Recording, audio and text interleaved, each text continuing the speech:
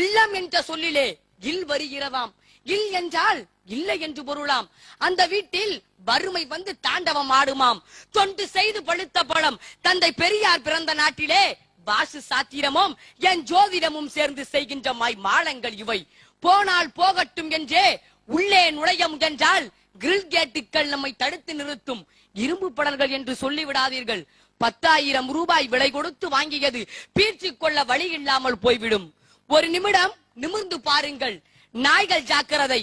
அதற்கு மேலே வீட்டு உரிமையாளரின் பெயரும் அவர் படித்த படிப்பும் வகிக்கின்ற பதவியும் கொட்ட எழுத்துக்களில் ஆங்கிலத்தில் இருக்கும்.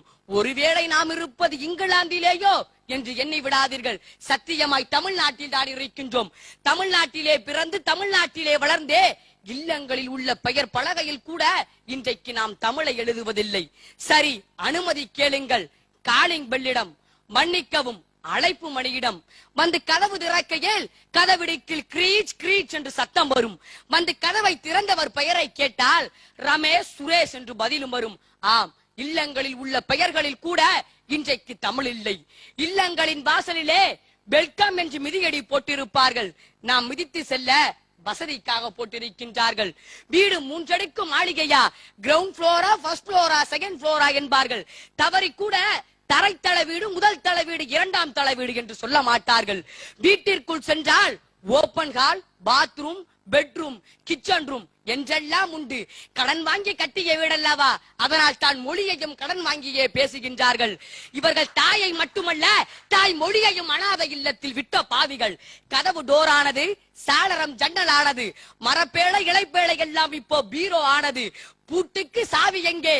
எல்லாம் அரபு சொற்கள் இங்கே. உணவு பொருட்களில் கலப்படம் என்றால் கோபம் வருகின்றதே. உங்கள் தாய்மொழியில் கலப்படம் என்றால் கோபம் வரவில்லையே ஏன்? வெட்டி கட்டுவதால் வேட்டி வேசியானது, உயர்ந்திருப்பதால் மிசை மேசையாய் இருந்து மேஜையானது. இல்லங்களில் உள்ள பொருட்களில் கூட இன்றைக்கு தமிழ் இல்லை. ஃபாதருக்கு டாடியாம், மதருக்கு மம்மியாம். அப்பா அம்மா என்ற சொற்களை எல்லாம் தமிழர்களே இன்றைக்கு அம்மியில் வைத்து நசுக்கி விட்டீர்களே. அதுவும் மம்மி என்று அழைக்கின்ற போதே அந்த தாய் அடைகின்ற பூரிப்பு மகிழ்ச்சி எவ்வளவு தெரியுமா? இன்ற பொழுதின் பரிதுவக்கும் தன் மகன் மம்மி என்று அழைக்க கேட்ட தாய் என்று புது குரலே படைக்கலாம். வள்ளுவரே, என்னை மன்னித்து விடுங்கள். இவர் எல்டர் பிரதராம், இவர் எங்கர் பிரதராம். அண்ணன் தம்பிகள் என்று அண்ணாவும் தம்பியும் சரித்திரம் படைத்து விட்ட நாளில்தான் இந்த கொடுமை. அதைவிட தமையன் தம்பி என்று தீந்தமிழில் அழகான சொற்கள் உண்டு. எல்டர் பிரதர், எங்கர் பிரதர் வேண்டும் என்பவர்கள் இவர்கள் கனியிருக்க காய் கவரும் தமிழ் மக்கள் அல்ல, தமிழ் மாக்கள். 5 அறிவு விலங்கிற்கு தெரிந்த தமிழ், பகுத்தறிவு தமிழனுக்கு தெரியாமல் போனதே ஏனோ?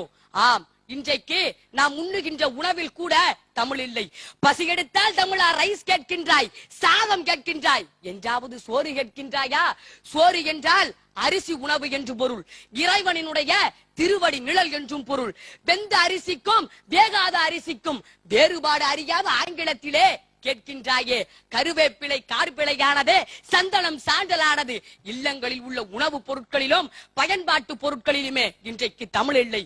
மார்னிங் பெட்ல இருந்து எழுந்திருச்சு டீயை குடிச்சிட்டு பிறகு டிஃபன் பண்ணிட்டு ஆபீஸ்க்கு கிளம்பி இந்த டிராபிக்ல போனா மதியானம் ஆபீஸ்லயே லஞ்ச முடிச்சிட்டேன், இப்ப வீட்டுக்கு வந்திருக்கேன், டயர்டா இருக்கு, ஒரு டீ போட்டுருவா என்று நாகரிக தமிழில் பேசும் தமிழர்களே, நான் ஒன்று சொல்லிக் கொள்ள ஆசைப்படுகின்றேன்.